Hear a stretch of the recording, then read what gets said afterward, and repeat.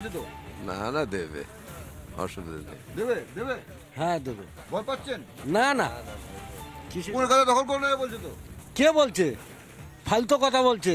ফালতু কথা বলছে। হ্যাঁ 4 দিন নেবে, 4 দিনে কলকাতা দখল করবে। এটা ফালতু কথা। ও হচ্ছে জামাতেরা একটু বড় এখানের কথা বলছে। বলো, এই ভয়ঙ্কর কথা ও বলছেন। জামাতেরা বুঝতে পারছে না জ্বালাটা কি। হ্যাঁ হ্যাঁ জামাত বুঝতে পারবে। দেখেন না অবস্থা, যদি একবার বাঙালি ক্ষিপে যায় তাহলে হচ্ছে জামাত উড়িয়ে যাবে, বাংলাদেশ দখল নিয়ে যাবে, জামাত থাকতে পারবে না। সেই পরিস্থিতিতে চলে গেছে। পুরো বিশ্বে সংবাদ শুনছে যে হিন্দুদের উপরে কিভাবে অত্যাচার করছে, পুরো বিশ্বে দেখছে।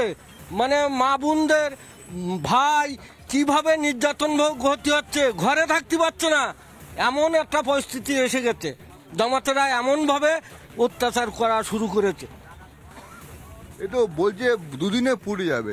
তো এখানে যদি দেখা যায়, আমরা এখানে আরেকটা যেখানে চায়ের দোকানে আছি, এখানেও অনেক বয়স্ক অনেক লোক বসে আছেন। এখানে কি করছেন আপনি? চা বিক্রি করেন? কোথায় বাড়ি? বাড়ি খুলনা জেলা। আপনারা খুলনা? খুলনা। কপালে কি দিয়ে টিকা? টিকা বাংলাদেশের টিকা পড়ার অধিকার নেই বলছে। না, কে টিকা পড়ার অধিকার নেই। আমাদের প্রভুকে ধরে রেখেছে, প্রভুকে ছাড়িয়ে দিন, নাই তো আমরা যখন তখন মুক্তি নেব, মানে গুলি চালাবো। এখন বলছে কি মশাই থাকেন কলকাতায়, বাংলাদেশের কথা বলছেন, বলছে 4 দিনে দখল করে নেবে। 4 দিনই দখল করে নেবেন, আর আমরা একদিনই দখল করে নেবো। একদিনই দখল করে নেবো। 15 দিনের ভিতরে ওর হাবিস করে ফেলবো। 15 দিনের ভিতরে ওর গিলে ফেলবো। ওর রাখবো না দেশে, জঙ্গি রাখবো না। ওই তো হেইসা কমাবো, দাঁড়া দিয়ে কোপাবো আমরা, বুঝছো? আর ভারতটাও তাড়াতাড়ি, বাংলাদেশে মামার বাড়ি, ভারতটাও তাড়াতাড়ি। হ্যাঁ হ্যাঁ এইসব বলছে। এই তো ভয়ঙ্কর কথা বলছে। আমরা তো অসংখ্য মানুষের সঙ্গে, কোথায় এত মানুষ, সব খুলনার লোক, আমরা কার সঙ্গে কথা বলবো, সবাই উত্তেজিত হয়ে আছে। এদের সঙ্গে এখানে অসংখ্য লোক দাঁড়িয়ে আছে, যাদের সঙ্গে কথা বলবো আমরা। এখানে যারা দাঁড়িয়ে আছে তার সঙ্গে। আপনাদের বাড়ি কোথায়? কোথায় বাড়ি আপনাদের? বাড়ি কোথায়? আমাদের বাড়ি বাংলাদেশে। বাংলাদেশে? যে ঘটনা ঘটছে বাংলাদেশে এই মুহূর্তে, হ্যাঁ পাকিস্তান কিছুদিন আগে তাদের খাওয়া হতো না, হ্যাঁ এখন বর্তমান সেই পাকিস্তান ভারত সরকার খাদ্য দিয়ে বাঁচিয়ে রেখেছে। পাকিস্তান এত বাড়াবাড়ি কিসের জন্য করে? আমি এই মুহূর্তে ভারত সরকার মোদিজিকে বলবো, বাংলাদেশ আর পাকিস্তানকে উচিত শিক্ষা দিয়ে দেব। আমাদের হিন্দুদের যেভাবে অত্যাচার করছে, মা বোন যেভাবে মারছে, এটা আমরা কোনো মতে মেনে নিতে পারবো না। না হলে মোদিজিকে বলবো, ওরা তো বলছে মায়ানমার থেকে আলু কিনবে, এখান থেকে চাল আনবে, ভারতের সঙ্গে সম্পর্কই রাখবে না। ভালো তো রাখার দরকার নেই, আমাদের হিন্দুদের যেন কোনো ক্ষতি না করে। ভারতের খেয়ে বেঁচে আছে আর বলে যে ভারতের জিনিস দরকার নেই। ওরা দেখাক যে আমাদের ভারত সরকার না হলে ওরা। আপনি সকাল সকাল কোট টাই প্যান্ট পরে কোথায় ঘুরছেন? অফিসে আছি, কোন অফিস?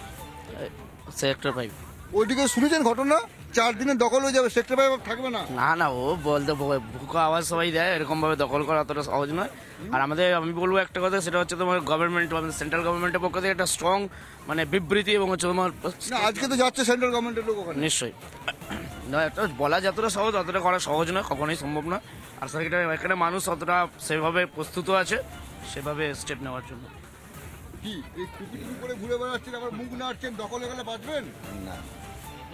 দখলে আসলে প্রশ্ন হচ্ছে যে বর্ডার পার্শ্ববর্তী অঞ্চল উত্তর 24 পরগনা, দক্ষিণ চব্বিশ পরগনা বাদ দিয়ে ক্যালকাটা দখলের কেন ভাবনা নিয়েছে? তার পিছনে আমার মনে হয় ক্ষমতাসীন যারা লোক রয়েছে তাদের সহায়তায় রোহিঙ্গা জেএমবির একটা সম্পূর্ণ আশ্রয় ঘাঁটি করে তুলেছে কলকাতা। কোথায় রোহিঙ্গা আছে? রোহিঙ্গা কলকাতার বিভিন্ন, এমন কোন অঞ্চলে নেই বলুন, এখানেতে আমি নাম বলাটা ঠিক হবে না, বিভিন্ন অঞ্চলে আমরা নিজেরাও জানি।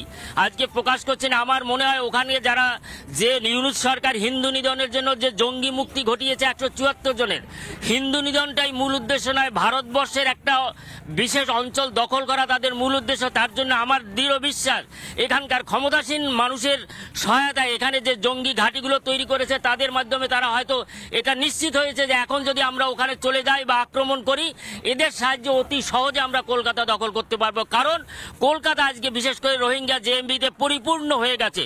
বিশেষ করে আমরা বিভিন্ন রাজনৈতিক নেতৃত্বের বক্তব্য থেকে এটা প্রমাণ করেছি। ফিরহাদ হাকিম যেমন বলেছিলেন ইসলামের ধর্মে যারা ফিরহাদ হাকিম সাউন দেশের লোক, বাংলাদেশ বলছে কলকাতা দখল করবে। তারাও তো আমাদের দেশের লোক, তারা তো বাইরে। কলকাতা দখল করার উদ্দেশ্য তো সেটাই।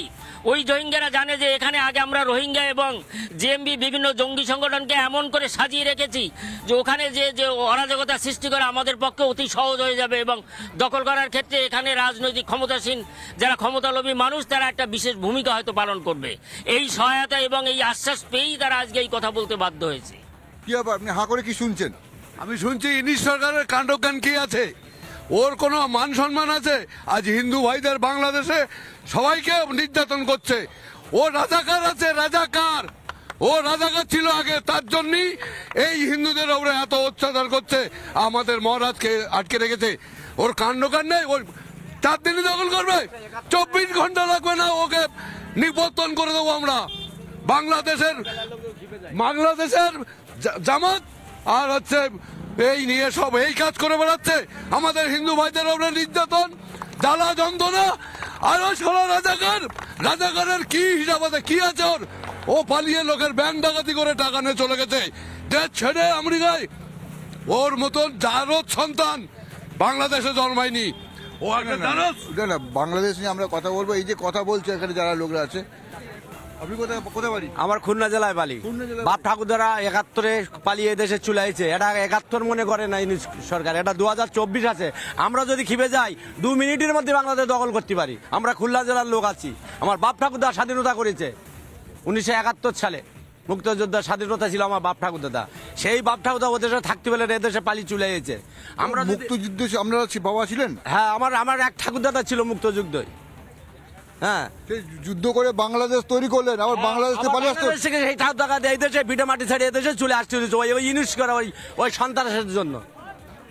হিন্দুদের উপর সন্ত্রাস হয়েছে। হ্যাঁ, হিন্দুদের উপর সন্ত্রাস করেছে ওরা, এখনো পর্যন্ত চলছে। আমরা যদি খেপে যাই তা আমরা এদেশে 140 কোটি, আমরা 125 কোটি হিন্দু আছি। আমরা যদি একবার খিজে যাই তো সব মুসলমান আমার এদেশের থেকে সব কাটিয়ে দিতে পারি, কিন্তু আমরা এখনো স্বাধীনতা ভাবে আছি। না, অত উত্তেজনার কথা বলে লাভ নেই। কিন্তু এই যে তখন তো কথা হচ্ছিল, কি হয়েছে? তাই তো কলকাতা দখল হয়ে যাবে। হ্যাঁ, কলকাতা দখল হয়ে যাবে। আগুন দেবো। না, এসব কথা বলতেন আসুন না। মানে কলকাতা খারাপ কথা বলছেন কেন? খারাপ কথা বলছেন ও দখল করতে আসবে কেন? এইখানে দখল করতে আসবে কেন? তার জন্য এটা করা হবে। ও দাড়ি কেটে লবণ দেবো। আপনি যেটা বলছেন, মানে কলকাতা দখল হয়ে গেলে কি করে করবেন? কলকাতা দখল হয়ে আসুন না, কেমন ক্ষমতা আছে দেখে দেবো। খুব মানে প্রচন্ড রেগে আছেন এরা। এর সঙ্গে কি কথা বলবো? এরা তো এত উত্তেজনা যে মানুষজনের কথাবার্তা কি বলবো। বলছি আপনি এই যে এখানে যা শুনছি মানুষজনের সঙ্গে, সবাই তো খুব উত্তেজিত। উত্তেজিত তো হবে। আদি অনাদি কাল থেকেই আমাদের হিন্দু আর্য অনার্যের সৃষ্টি। তারা যদি কিছু না করতে পারে, সামান্য আরব থেকে আসা মুসলিমরা এই দেশকে ধ্বংস করবে? এটা সম্ভব? এটা কোনোদিনও সম্ভব না। আমরা হিন্দুরা সেই আদি অনাদিকাল থেকে অস্ত্রশস্ত্র নিয়ে আমরা বিভিন্ন রকম প্রোগ্রাম করে থাকি, বিভিন্ন রকম যুদ্ধ বিগ্রহ করে থাকি। আর আমাদের ভারতবর্ষের সমস্ত না, আমরা কথা বলছি তো বাংলাদেশ নিয়ে। বাংলাদেশে হিন্দুদের উপর এত অত্যাচার হচ্ছে, তো চিন্ময় প্রভু যেভাবে সারা হিন্দুকে জাগিয়ে তুলেছে, সারা হিন্দু প্রজাতি কিংবা হিন্দু আমাদের সনাতনীদের যেভাবে জাগিয়ে তুলেছে, তাতে আর কিছু করার নেই। ওরা যতই মুখে যাই কিছু বলুক না কেন, এই ভারতবর্ষকে কিছু করতে ওদের যারা প্রাক্তন সেনা তারা বলছে নেমে যাব, 4 মিনিট লাগবে কলকাতা দখল করতে। একটা কথা বলি, সনাতনীরা এখন বাসি ছেড়ে দিয়েছে। সবার বয়স বেশি ছিল, আপনার তো বয়স কম।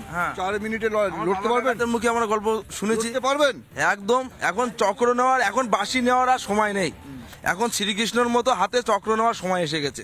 নানা ধরনের কন্টেন্ট দেখার জন্য লাইক করুন, শেয়ার করুন আমাদের ফেসবুক পেজ, সাবস্ক্রাইব করুন আমাদের ইউটিউব চ্যানেল। পাশাপাশি অন্যান্য ব্রেকিং নিউজের জন্য অবশ্যই চোখ রাখুন রিপাবলিক বাংলায়।